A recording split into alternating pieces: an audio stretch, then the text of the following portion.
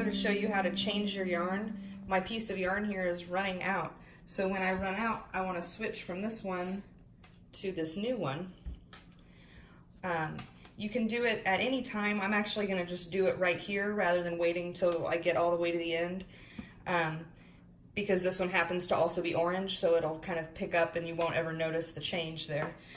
But you want to make sure you still have a little bit of room. You don't want to get all the way down till you have only that much left, and then you don't really have enough to tie it off properly. So anywhere between a foot and 6 inches of yarn left is a good place to switch. So I'm doing double crochet right now. So what I'll do is start my double crochet for the next stitch. And then when I have all of my loops on the hook, instead of pulling through with this one, I'm actually going to pull through with the new one. Again, I'll want to leave a good long tail between a foot and 6 inches and pull through 2 of them. Then using my new thread, pull through the last 2. So right now this is going to be a little bit loose. You can pull these tails to kind of tighten them down.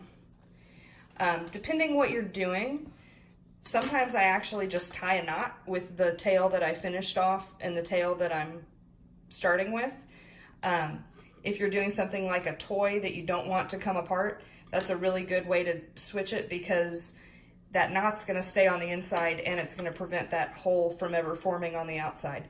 If you're doing something flat like a blanket or clothes that you want to be clean on both sides and not have a knot sticking out, then you can just weave in these tails later.